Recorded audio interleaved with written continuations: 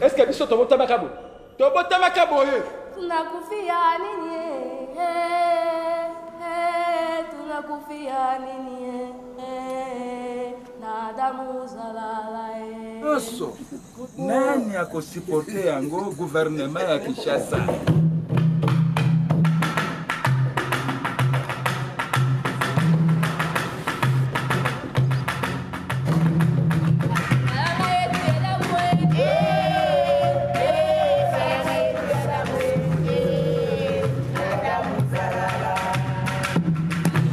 Bongo na sio chikala. Kusanyika mafungo.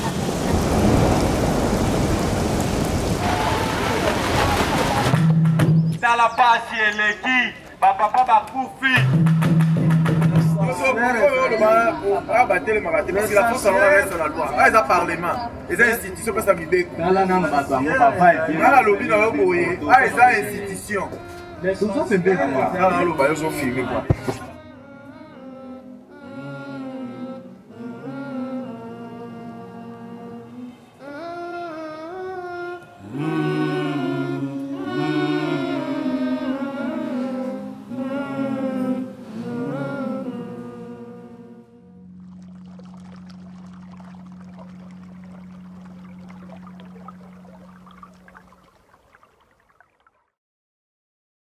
Bonjour à toutes et à tous et bienvenue à cette discussion organisée dans le cadre de la 23e édition des RIDM, une édition qui se déroule intégralement en ligne cette année du 12 novembre au 2 décembre. Mon nom est Bruno Dequin, je suis directeur artistique du festival. Et la discussion qui va suivre aujourd'hui portera sur le film En route pour le milliard de Dieudo Hamadi, un film qu'on présente dans la section Contester le pouvoir cette année. C'est une section co-présentée avec la CSN. Elle va être en ligne du 19 au 25 novembre. Et c'est justement pour ça que pour la discussion, on est accompagné de François Lécuyer, directeur du service des communications de la CSN, qui est là avec nous. Donc, très heureux de faire cette discussion à trois. Et sans plus attendre, je suis très heureux d'accueillir, entre parenthèses, on pourrait même dire enfin, parce qu'il y a quand même tout un historique entre Dieudo et les RIDM. Donc, Dieudo Hamadi, réalisateur de En route pour le milliard. Bonjour Dieudo, merci beaucoup d'être là. Bonjour Bruno, merci. Je vais faire une petite introduction. Dieudo est né en 1984 en République démocratique du Congo, à Kisangani. Tu as fait des études de médecine avant de te tourner vers le cinéma. Tu es reconnu depuis plusieurs années pour tes documentaires que tu tournes en fait assez rapidement, mine de rien. Tu en as fait pas mal dans les dernières années. Nous, on t'a connu à Montréal la première fois avec Atalakou, le film que tu avais fait en 2013 qui portait sur les élections à l'époque. En 2014, donc à peine un an plus tard, tu étais revenu avec Examen d'État, qui avait été également présenté au festival. 2017, Maman Colonel. En 2018, si je ne me trompe pas, oui, je pense que c'est 18, hein, Kinshasa, Makambo. Et maintenant, de retour avec En route pour le milliard, qui est le premier film congolais, premier film congolais sélectionné au Festival de Cannes, si je ne me trompe pas. Ouais. Donc, c'est très grande reconnaissance. Je veux dire, tu as eu beaucoup de prix déjà dans les festivals internationaux documentaires. Et là, vraiment, le film a été présenté, donc sélection officielle de Cannes cette année et au Festival de Toronto. Donc, c'est un film qui porte cette fois-ci où tu suis des survivants de la guerre de 6 jours qui réclament réparation et qui partent jusqu'à Kinshasa. Donc, avant qu'on commence un peu la discussion, si tu pouvais mettre un peu en contexte le film pour ceux qui éventuellement ne l'auraient pas vu et aussi le contexte de la guerre de 6 jours, parce que c'est pour la même raison que c'est pas nécessairement un événement historique qui est encore dans les mémoires à ce point-là de nos jours. Donc, si tu pouvais nous en parler un petit peu pour commencer. Merci Bruno. Avec ce petit récapitulatif, je me rends compte que j'ai finalement montré tous mes films au RIDM, même si je n'ai toujours pas eu d'occasion pour venir physiquement le faire. Pour ce film, d'abord, La guerre des 6 jours à Kisangani, c'est une guerre d'il y a 20 ans. J'avais à peine 15-16 ans à l'époque. Et il s'agissait de 2 armées étrangères qui parrainaient 2 groupes rebelles au Congo. Parce qu'en 2000, le Congo est en guerre, le pays est divisé en 2. L'Ouest est contrôlé par le gouvernement, les gouvernements et l'armée loyaliste. Et toute la partie Est est contrôlée par les 2 groupes principaux de rebelles et soutenus par 2 armées étrangères, notamment l'armée du Rwanda et l'armée de l'Ouganda. Ce fait que le 5 juin 2000, les 2 armées et les groupes qui soutenaient se sont disputés les contrôles de ma ville, la ville de Kisangani, tout simplement parce que c'est une ville assez stratégique, parce qu'elle est située au carrefour du pays, entre l'Est et l'Ouest. Et dans le périphérie de la ville, il y a beaucoup de richesses minières. Et donc, ça devenait un enjeu important pour les 2 groupes rebelles, les 2 factions. Et donc, il fallait absolument qu'il y en ait un seul qui contrôle la ville. Et pendant 6 jours, ces 2 armées se sont affrontées dans les rues de la ville.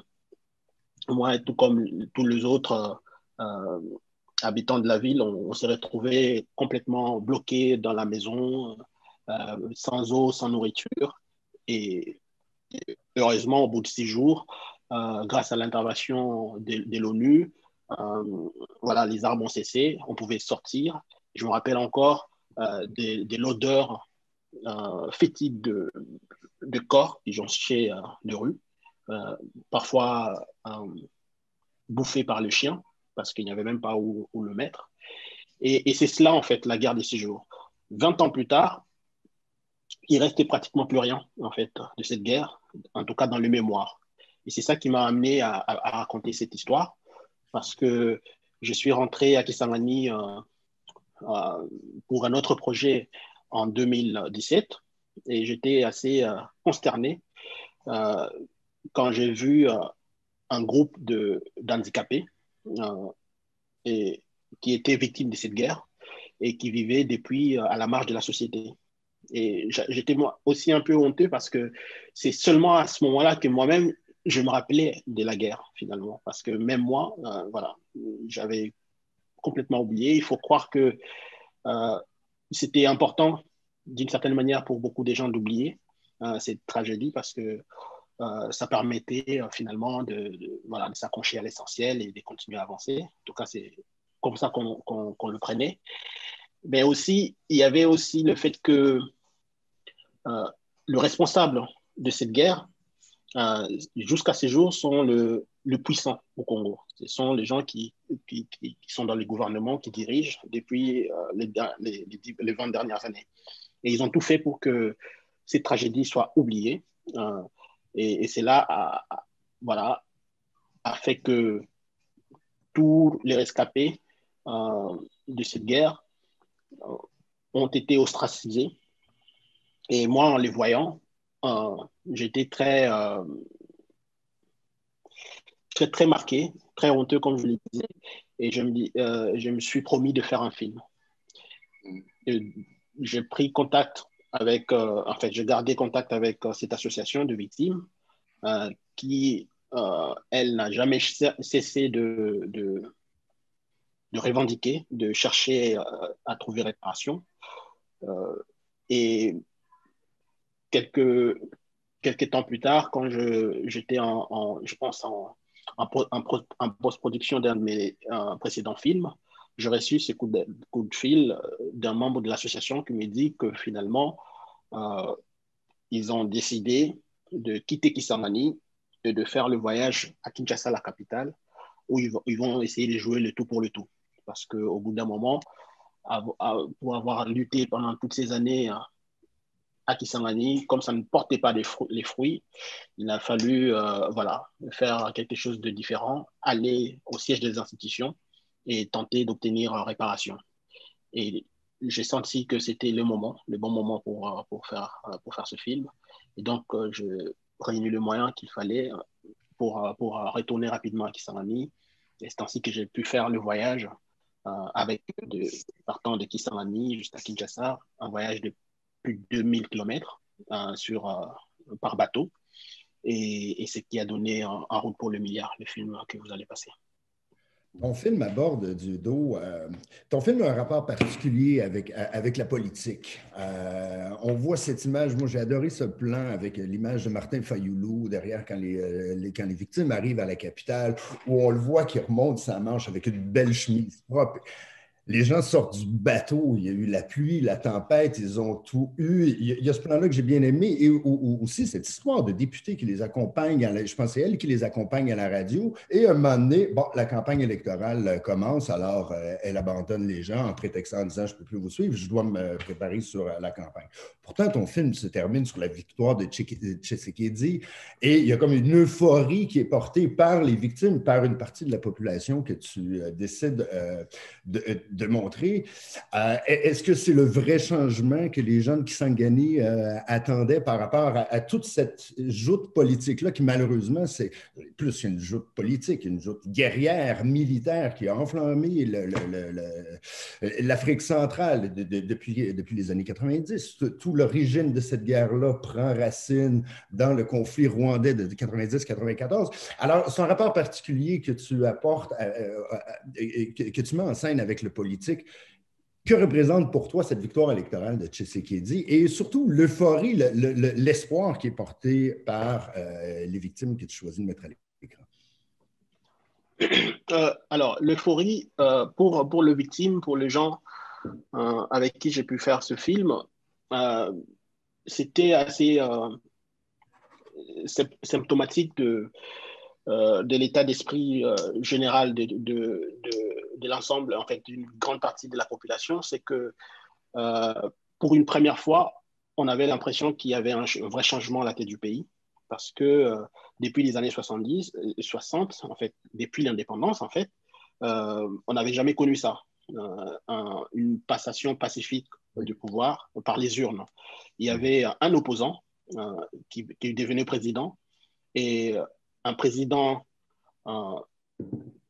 autocratique, il faut le dire, qui a dirigé d'une main de fer le pays pendant 20 ans, accepté comme par miracle de céder le fauteuil. Et donc, les gens se sont pris à rêver, à croire que voilà, quelque chose allait changer et tout. Et c'est ce qu'on voit aussi avec les victimes. Pour eux, c'est encore un peu plus marqué parce que l'espoir, c'était aussi le fait de voir un régime qui a été à la base plus ou moins des atrocités qu'ils ont connues, qu'ils ont subies, et qui a fait tout pour protéger le responsable de la guerre des 6 jours. Et ce régime arrivait à sa fin, partait du pouvoir. Et pour eux, c'était un signal assez fort, en se disant qu'avec la nouvelle équipe qui arrive, peut-être qu'il y aura un changement de regard sur leur situation. Et nous allons pouvoir travailler dans... Excusez-moi. Ah non, c'est la réalité. Donc, en fait, voilà, c'est que pour le victime, c'était très important. En tout cas, c'était un moment assez inespéré de voir que avec ces changements de régime, avec une nouvelle équipe au pouvoir, on va peut-être que leur demande, cette fois-ci, pourrait tomber sur une bonne oreille. Et donc, ils ont comme ça essayé, voilà, d'espérer, de croire que ça pouvait changer, que toutes les choses allaient se passer pour le mieux. Malheureusement, jusqu'aujourd'hui, les changements tant attendus traînent encore à arriver. J'allais dire, tu as choisi, mais en fait, ce n'est pas toi qui as choisi, c'est les victimes qui ont décidé de prendre le chemin le plus semé d'embûches, qui est ce long fleuve Congo. On voit la traversée, en fait, ce n'est pas la traversée, c'est la descente du fleuve. C'est long, c'est périlleux, c'est énorme, mais en plus, bon, on reviendra aux victimes et toute la notion de vivre avec un handicap et de l'adaptation nécessaire. Raconte-nous un peu ce voyage en bateau que tu as fait avec eux, parce que dans la pluie, moi, je pensais aussi aux réalisateurs qui étaient là. Je veux dire, on essayait de ne pas mouiller la nourriture, les pommes de terre, les oignons, mais il devait avoir une coupe de lentilles et de caméras. Combien de temps ça a duré? Moi, j'ai énormément apprécié cette longueur. On le sent, la lourdeur de de ce voyage. Comment tu l'as vécu? Combien de temps ça a duré? C'était comment? Ça devait être merveilleux. Ouais, ça me fait plaisir que tu aies senti cette longueur parce qu'au montage, on a eu du mal justement à restituer non seulement la dureté du voyage, mais aussi le temps que ça avait pris parce que on a pratiquement fait 2 mois de descente par bateau. Normalement, on aurait pu faire, ça se fait en 1 mois ou même parfois un peu moins, 3 semaines, voire 4 semaines. On est à Kinshasa. Mais là, avec tous les problèmes qu'on a connus, les problèmes de moteur, d'ensablement, ce qui nous a amené à plus d'1 mois de descente. Et franchement, je ne m'étais pas préparé. Personne, je pense, en tout cas même parmi les victimes, la plupart, c'était pour la première fois qu'ils faisaient ce voyage aussi. On n'était pas tous préparés, on ne savait pas à quoi s'attendre. Moi, la première surprise, c'était déjà de voir qu'en fait, ce n'était pas de bateaux, en fait. C'était des barges. Et on n'a que de bâches au-dessus des têtes pour nous protéger des pluies, des vents et tout ça. J'avais quand même j'avais pris des précautions par rapport à la batterie, en fait, à mon matériel de tournage. Donc, j'ai pu avoir un petit groupe électrogène que j'alimentais avec de l'essence pour pouvoir recharger mes batteries. Okay. Et les voyages par bateau, c'était le seul moyen possible de pouvoir effectuer ce voyage parce que malheureusement, il n'y a pas de route aujourd'hui entre les 2 villes au Congo et l'avion est tout simplement inaccessible. En tout cas, le voyage en avion au Congo, je pense que c'est l'un des moyens les plus chers au monde pour se déplacer à l'intérieur même. Parfois, entre les 2 villes, on paye un aller simple beaucoup plus cher que d'aller en Europe, par exemple, en aller-retour. C'est extrêmement coûteux, même pour les gens assez aisés ou de la classe moyenne au Congo. Et donc, l'Ouest en Afrique, ça n'existe pas. Voilà, donc le bateau, il n'y avait pas de choix, il fallait le faire avec eux, ce voyage. Et comme dans la plupart de mes films, au bout d'un moment, on improvise, on compose avec la réalité, on compose avec ce qui se présente. Et la seule difficulté, la seule différence avec mes autres films, c'était que le danger, à un moment, était devenu assez... était réel, parce qu'il y a un bateau qui nous est rentré dedans et on a commencé à tournoyer en plein rivière, en plein fleuve. Et les commandants de bord qui a pris fuite, il y a un mouvement de panique qui a failli nous faire chavirer. Quotidien de l'Afrique sur le plan des transports. Tu me dis ça a pris 2 mois. Pour les gens qui nous écoutent, c'est quand même 2000-2500 km environ de fleuve. Voilà.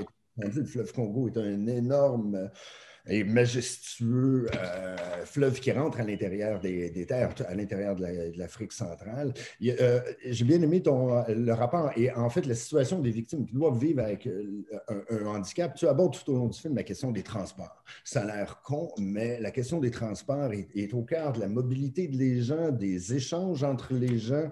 Le fleuve Congo est réputé pour ses échanges commerciaux et tout, mais pour les victimes, en fait, pour les gens qui ont des handicaps, dans une situation comme ça doit être horrible. Je pensais que ça avait pris quelques jours, mais jamais j'aurais pu croire que c'était 2 mois.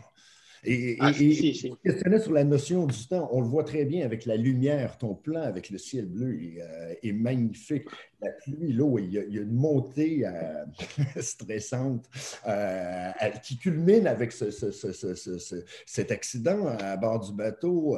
Judith, moi je l'appelle Judith, j'ai donné des noms à tes personnages parce que je ne connais pas leur vrai nom, c'était difficile. Qui pleure, qui se fait dire non, arrête de pleurer, tu vas nous porter malheur, c'est le drame total. Ce qui m'a le plus marqué pendant ce voyage, c'est les sentiments que les victimes ont à un moment donné pris conscience que finalement, les autres Congolais n'étaient pas mieux lotis qu'eux aussi. Que dans un sens ou dans un autre, on était plus ou moins dans le même bateau de la vie parce que ils étaient une poignée et tout le reste, c'était des Congolais ordinaires qui faisaient un voyage normal, commercial entre les deux villes et tout, mais ils n'avaient rien de plus que les victimes. On était dans les mêmes conditions, on était soumis aux mêmes conditions. Un malheur arrivait, on était tous en difficulté. Et donc, à un moment, j'ai eu le sentiment que cela a plus ou moins changé leur perception de la vie au Congo. Et c'était assez intéressant justement parce que, ça, en tout cas, je ne sais pas dans quelle mesure cela ressort dans le film, je ne suis même pas sûr qu'on peut s'en apercevoir, mais c'est devenu, j'ai l'impression, un voyage initiatique en fait. Il y avait un côté cathartique dans cette traversée, justement dû au fait que avec toutes les épreuves qu'on a rencontrées et tout, voilà, quelque chose changé dans leur regard, dans leur façon de voir les choses. Et en cela, je trouvais que, voilà, c'était pas plus... rien que pour ça, parce que malheureusement, jusqu'à ces jours, il y en a encore certains, beaucoup en fait, ils sont encore à Kinshasa, ici, voilà, à chercher à rencontrer les autorités, à essayer de frapper aux portes. Personne ne les reçoit jusqu'à ces jours et tout. Mais c'était, je pense, ne serait-ce que pour ce qu'on a enduré et le fait qu'ils prennent conscience de l'état de leur pays. Pour cela, je pense que le voyage n'a pas été vain. Rien que pour cela. Il y a tout un rapport avec l'intimité dans ton film. Moi, j'ai un oncle très proche qui a perdu l'usage qui est décédé aujourd'hui, mais qui avait perdu l'usage des bras et des mains, qui était quadriplégique. Il y a tout un rapport avec l'intimité sur le quotidien des choses, sur les trucs banaux. Salut, mon garçon derrière. Il y a tout un rapport avec l'intimité. Dans ton film, comment ça a été? Je trouve l'une des très belles scènes, c'est quand, moi je l'ai appelée Yvonne, cette dame qui n'a pas de bras, qui n'a pas de jambes, mais qui trouve le moyen de piller son grain de maïs pour s'en faire une farine. Elle est là avec son pilon et elle travaille. Comment ça a été pour le réalisateur d'entrer dans cette intimité qui est la blessure, qui est la blessure du moignon, la douleur de chacun, et cette façon que ces personnes-là, et arrêtons de les appeler les victimes ou des personnes avec un handicap, la façon avec laquelle ces personnes-là s'adaptent à leur quotidien, et dans toutes les formes, ils sont... moi, c'est Yvonne qui fait du tricot, il y a un très beau plan aussi où elle fait du tricot avec ce qui lui reste de broyer sa bouche. Comment ça a été ton rapport avec cette intimité-là, qui est parfois aussi très dure, très douloureuse? C'est ce qui m'a frappé, en fait, quand j'ai rencontré cette association, en tout cas le membre de cette association, c'est justement de voir que dépasser,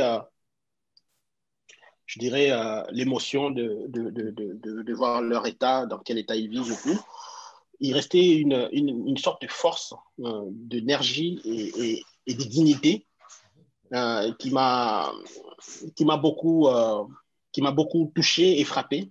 Et c'est devenu tout de suite mon intention aussi d'auteur. C'est-à-dire que je racontais leur histoire, leur combat, sans sans compromis, montrer les choses comme elles sont et telles qu'elles sont. Mais j'aimerais bien qu'on ressente aussi ce que j'ai ressenti en passant du temps avec eux, c'est-à-dire cette rage de vivre, cette envie de continuer à vivre, d'espérer. Et c'est là, je ne voulais pas qu'on voie une chose sans l'autre. Donc, je voulais que les deux facettes de leur personnalité, de leur vie, de leur quotidien, de leur combat puissent être retransmis dans le film. Et cette femme était plus ou moins devenue pour moi, c'est symbole, cette femme Moignon, parce que voilà, elle n'a plus de membres, voilà, mais c'est toujours extraordinaire chaque fois qu'elle apparaît quelque part, parce que c'est dans le groupe, il y a une troupe de théâtre et c'est elle qui mène le théâtre. C'est elle, c'est celle qui danse le mieux aussi. Voilà. et c'est voilà, j'ai voulu ces petits moments qui me semblaient assez incroyables, assez magiques, par petits bouts comme ça, le planter pour ne serait-ce que voilà, faire allusion à cette force, à cette énergie, à cette dignité qui ressort, à cette humanité finalement, qui ressort de ces victimes.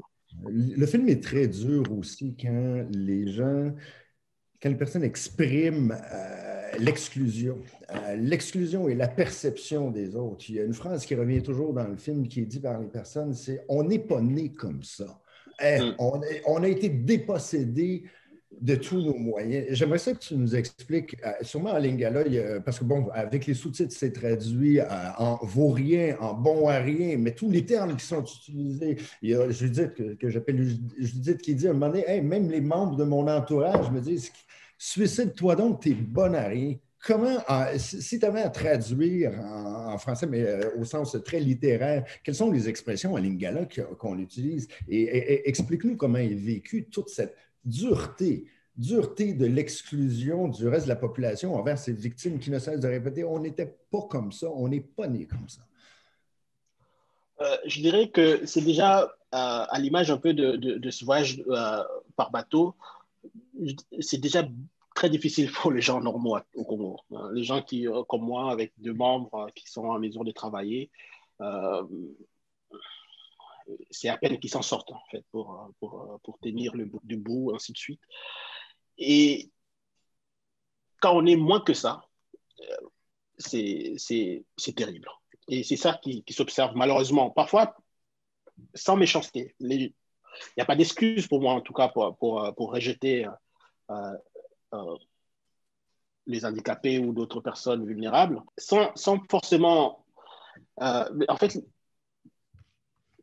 pour un parent, pour une famille, malheureusement, dans quelques familles au Congo aujourd'hui, composées de 5 membres, si vous avez des enfants en bas âge, par exemple, pour aller à l'école, par exemple, on choisit lesquels pourraient aller étudier et lesquels pourraient ne pas étudier, tout simplement parce qu'il n'y a pas le moyen pour scolariser tout le monde.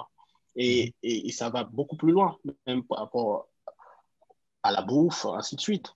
Alors, imaginez quelqu'un, comme on les appelle, mais de manière cruelle, de bon à rien, quelqu'un qui ne va jamais rien amener à la maison, qui va rester indéfiniment à la charge de la famille. Au bout d'un moment, même ta propre mère, même ton propre frère arrive à te dire cette vérité. Et toute leur vie, depuis qu'ils ont connu ça, ils ont dû composer avec cette cruauté.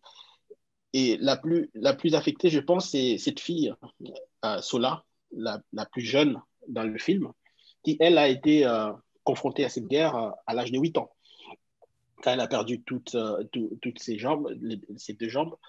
Et elle a grandi comme ça,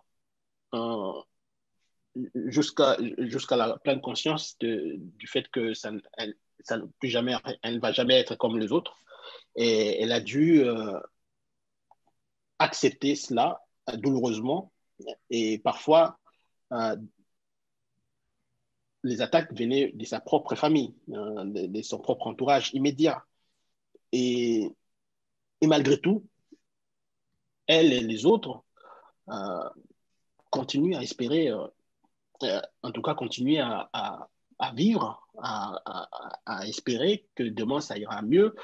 Et c'est cela qui m'a le plus touché, en fait, de me rendre compte combien la vie est extraordinaire. Que c'est... Et d'une certaine manière, je pense que c'est un peu aussi l'état d'esprit du Congo en général, les Congolais eux-mêmes, parce qu'on a connu énormément de problèmes au cours de l'histoire de notre pays, de drames à répétition, de massacres. La guerre des 6 jours, c'est une guerre dans une guerre, mais jusqu'à ces jours, à l'heure où on parle, à l'est du Congo par exemple, les gens continuent à se faire massacrer au jour le jour. Et quand on observe attentivement le Congolais, parfois, moi-même, je me surprends à me demander d'où nous vient cette force de continuer à vivre, de continuer à espérer que un jour ça va changer, parce que tout ce qui nous entoure, tout ce qu'on a connu et tout ce qu'on voit, même au quotidien, semble nous prouver le contraire, que finalement, il n'y a plus rien à espérer d'un pays comme celui-ci, et ainsi de suite. Et il y avait pour moi une allégorie à tenter entre l'histoire de ces victimes et l'histoire du Congo et des Congolais en général. Voilà. Est-ce que, juste un instant, François, Oui, est-ce que ça s'est passé comment ton rapport de travail finalement avec eux, avec les victimes? Est-ce que justement la situation dans laquelle elles sont, la façon dont elles se considèrent, est-ce que tu as travaillé avec elles par rapport à justement le rapport à la caméra? Parce que c'est quand même tout un acte de se présenter comme ça devant la caméra. Est-ce que tout le monde a embarqué un peu de la même façon? Est-ce qu'il y en a au contraire sur lesquels il y a vraiment eu à avoir beaucoup de discussions? Comment ça s'est passé en fait?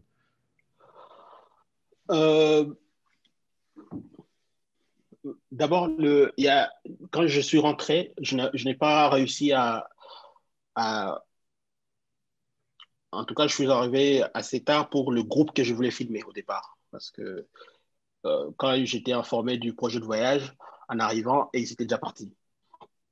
Ensuite, il a fallu trouver, et s'est préparé en tout cas pour être du groupe qui préparait le voyage et qui allait bientôt partir aussi. Et ces groupes-là, la plupart ne me connaissaient pas, ou peu. Et parmi eux, il y en a qui ont refusé, qui ne comprenaient pas tout à fait ce que ça pouvait dire un film sur cette situation, avoir une caméra pendant le voyage, et ainsi de suite. Mais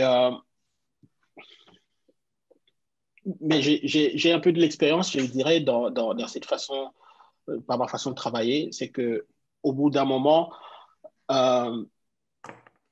ce que j'essaye d'installer en premier, ce n'est pas le rapport à la caméra, c'est créer un lien humainement. Et j'ai l'impression que ça marche souvent, pas toujours. Tout simplement quand les gens découvrent le fond de ta pensée, tes intentions, et que tu apprends à les connaître et à passer du temps avec eux et tout, la glace s'est brise et surtout le fait de dire clairement ce qu'on veut aux gens, ce qu'on essaye de faire et de faire l'effort de se faire entendre, de se faire comprendre, cela aide à dissiper beaucoup de malentendus et à créer un lien de confiance.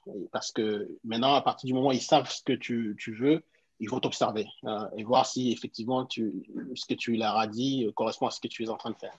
Et à partir de là, en tout cas avec le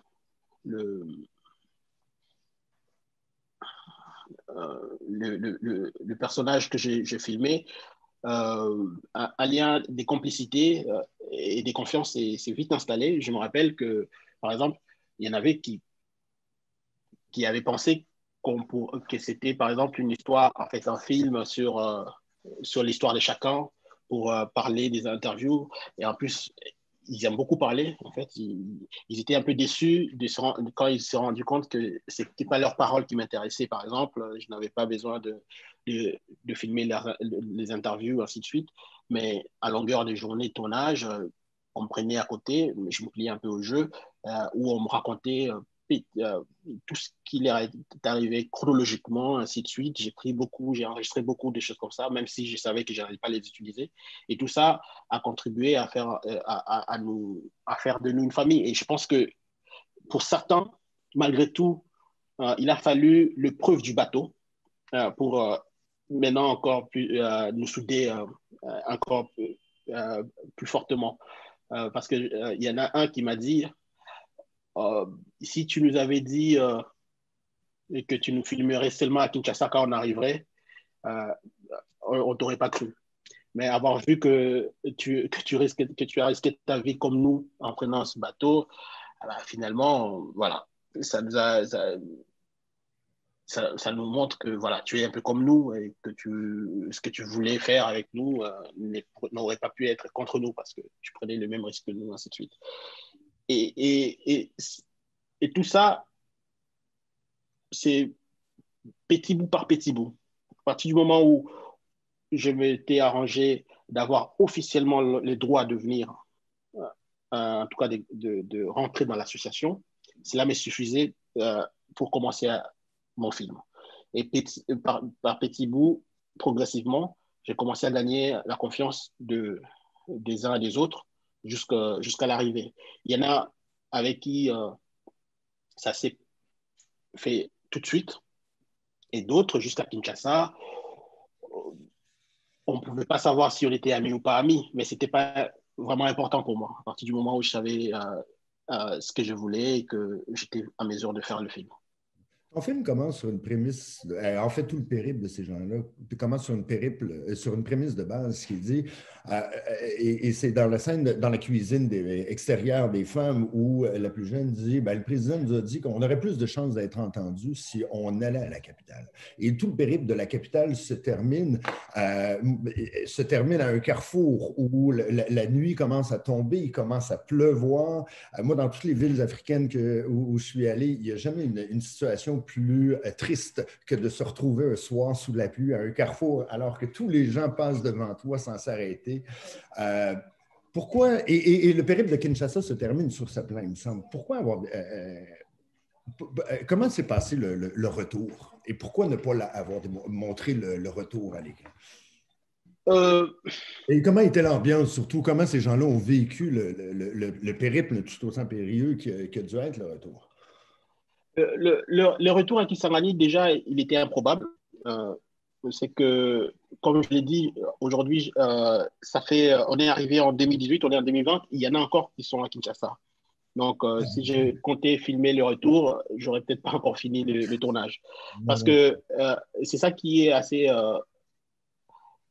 je dirais, assez dérangeant, de voir que quand il disait qu'il venait jouer le tout pour le tout, en fait, c'était au sens littéral du terme. C'est qu'aujourd'hui, ils sont là, abandonnés à eux-mêmes, mais ils sont quand même là. Et ils continuent il y en a d'autres qui continuent à arriver. Et ils sont dans des conditions aussi extrêmes qu'on a pu voir dans le film. Quelques-uns, notamment Sola qui est répartie parce qu'elle elle est étudiante, en tout cas, elle devait retourner pour les études. Et des trois autres qui ne sont pas rentrés à Kisangani, mais qui ont commencé à commercer à Brazzaville, la capitale d'en face, ou autre chose. Mais la plupart sont encore à Kinshasa. Donc, je savais que, dès le départ, je savais que le retour n'était pas inclus dans leur truc. Le retour n'était pas prévu. Et moi, ce que moi j'espérais, c'est surtout de montrer comment ça va être difficile pour eux d'atteindre les autorités qui n'ont pas réussi à atteindre dans leur propre ville. Et donc, une fois qu'on est arrivé, l'élection nous est tombée dessus. Oui. Je savais qu'il y avait des situations compliquées pour pouvoir, en tout cas pour aller plus loin. J'ai essayé de faire avec eux quelques bureaux qu'ils avaient repérés, des autorités. Et, ensuite, ça s'enlisait. En fait, il ne se passait plus rien à part les rendez-vous avortés, ainsi de suite. Je choisis à un moment donné de m'arrêter sur ce qui m'a paru être les symboles un peu de... Un périple qui est sans fin, voilà, le mur qu'on leur a opposé, en tout cas, à leur démarche. Je me disais, bon, pour le reste, ça fait partie de leur vie et de leur histoire. Mais le film pouvait s'arrêter là. Tous les films que tu fais depuis le début de ta carrière dressent un portrait lucide et critique de ton pays, que ce soit la situation Examen d'État, même sur des sujets comme Examen d'État qui portaient sur les inégalités dans le système scolaire, les films qui ont porté sur les élections, sur il y a eu violences sexuelles, les crimes de guerre, etc. Comment ça se passe pour toi, en fait, pour faire tes films? Comment ils sont perçus?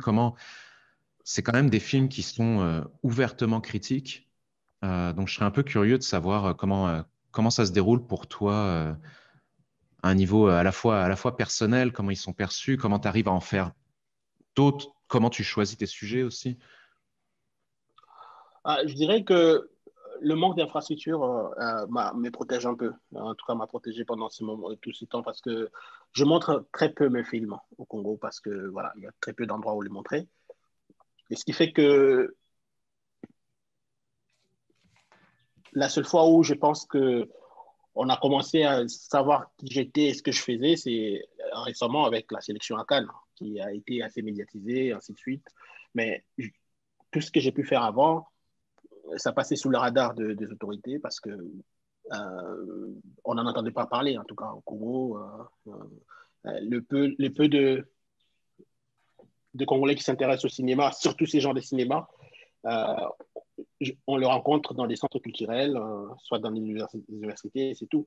Et à partir du moment où on n'a pas un réel impact, où le film que je fais n'a pas un réel impact sur le terrain, il n'intéresse pas les autorités. Et du coup, pendant tout ce temps, moi, je continue à faire sans être inquiété, sans problème. Personne ne m'a jamais... j'ai jamais été inquiété à aucun moment depuis que j'ai commencé à faire le film. Ben moi, Dudo, j'ai vraiment apprécié le film. C'est un film sur les éclopés de la Terre. C'est fou la dépossession que ces gens-là, et que tu mets très bien à l'écran. Je parlais de longtemps, mais pour moi, c'est laisser tout le temps au quotidien de ces gens-là de s'exprimer. J'ai énormément apprécié, puis je suis content, je m'en réjouis que les gens que tu as suivis ont fini par comprendre et accepter aussi que pas mal tout le monde est dans la même merde, dans le même bateau. Quand on voit les gens faire un mois, et je ne parle pas des gens que tu as suivis, mais les autres qui s'en vont vers la capitale avec des sacs de charbon, je veux dire, ça démontre toute la dépossession de ces gens-là qui n'ont pratiquement rien et que tant qu'aller à la capitale, mais je dois apporter 3-4 sacs de produits que moi je peux produire pour être capable de vivre peut-être un mois de plus, ou du moins me laisser un mois pour vivre à la capitale. C'est un film sur la résilience, sur le courage de ces gens-là et sur leur acceptation résignée de leur sort, mais qui abandonneront jamais. Je trouve que pour moi, c'est une vraie dépossession que ces gens-là vivent, qui ont vu deux armées débarquer dans leur ville. Ils se sont retrouvés en plein milieu de tirs croisés. C'est un conflit qui a fait énormément de morts. J'ai été surpris de voir à quel point le conflit a fait des morts civiles. Vous, à Kisangani, je sais que tu viens de Kisangani, vous avez vécu ça out of nowhere, des gens qui débarquent. Et ton film est superbe. Il faut prendre le temps de le voir et prendre le temps de faire cette descente du fleuve Congo-là avec vous pour comprendre toutes les difficultés, mais aussi tout le courage de ces gens-là qui misent chacun et chacune d'eux sur les forces qu'ils ont. En tout cas, chapeau, moi, j'ai adoré. Merci beaucoup. Je pourrais rebondir sur ce que tu disais, c'est que pour moi et les gens de ma génération qui avons connu cette guerre, ce qui m'avait le plus frappé, c'est que avec les reculs, c'est à peine qu'on s'était dit que c'était pas tout à fait normal ce qu'on avait connu. À l'époque, nous, on a pensé que c'était la vie, c'était comme ça, d'avoir à vivre à côté des chars, sortir de l'école, et il y a partout dans les rues des sacs, des combats qui se superposent, et des mitrailleuses, et des militaires qui se tiennent en respect. Très longtemps, pendant longtemps, ça faisait partie du décorum, et on a pensé que c'était normal, en fait, finalement. C'est à peine grâce aux réseaux sociaux et tout qu'on se disait, mais en fait, nous, on a connu des choses extrêmes, et que c'était pas normal. Et c'est ça qui m'a aussi, je pense, motivé, en quelque sorte, ne serait-ce que de rendre témoignage de ce que nous avons connu. Parce que non seulement, comme je le disais au tout début, beaucoup de gens ont intérêt à ce que cette guerre soit complètement oubliée de mémoire et tout, mais au Congo, j'ai l'impression que nous connaissons tous ces drames à répétition, peut-être parce que nous ne prenons pas en compte tout ce qui nous est arrivé. Nous les oublions vite, nous les jetons. Et ce travail de mémoire, je pense que le cinéma, en tout cas le documentaire, me permet de garder au moins quelque part les souvenirs de tout ce qui nous est arrivé. Peut-être que cela contribuera je ne dirais pas à sauver des vies, mais à faire réfléchir les gens pour la suite. Parce que tous les drames qu'on a connus depuis que je suis en âge de réfléchir, j'ai l'impression que ça ne compte pas pour les décideurs, les gens, même pour le Congolais même. À peine ça s'est fait, on oublie, on passe à autre chose et on attend jusqu'au prochain drame. Ça se peut pas. Et je pense que tout ça, c'est dû au fait que ce travail des mémoires est négligé. On n'a pas beaucoup de souvenirs de ce qui nous arrive. Et puisqu'on ne le fait pas, nous sommes soumis aux aléas de l'histoire et condamnés à vivre à répétition tout ce que nous sommes en train de vivre. Dieudo, merci beaucoup. Ça a vraiment été une belle discussion. Merci François pour l'animation. Ça fait bientôt presque 10 ans maintenant qu'on observe ce travail de témoin et de mémoire que tu fais pour ton pays. On espère pouvoir continuer à le voir aussi à l'avenir. Et puis, vraiment, félicitations pour ce film extrêmement émouvant. J'espère qu'on va pouvoir se voir un jour à Montréal dans quelques temps. En fait, ou à Kinshasa. Ou à Kinshasa, la fois où tu devais venir, tu étais sur le bateau, en fait. Tu étais sur le radeau. C'est vrai. Oui, c'est exactement ce qui s'est passé, en fait. Exactement. À la veille de venir J'étais sûr d'atteindre Kinshasa rapidement pour prendre un avion et venir, mais je ne pouvais pas parce qu'on était encore sur le fleuve. On a mieux compris quand on a vu le film. On ne comprenait pas le concept du radeau. Je me rappelle, je l'ai même dit dans un mail qu'on a échangé. Je dis peut-être quand vous verrez le film, vous allez comprendre dans quoi je suis en ce moment. Là, on a vraiment bien compris. Merci encore. Je rappelle que le film est disponible en ligne du 19 au 25 novembre dans la section Contester le pouvoir. C'est le film En route pour le milliard de Dieudo Amadi. Et on espère vous retrouver bientôt. Et merci encore, Dieudo. Merci. Merci, Dieudo. Au revoir.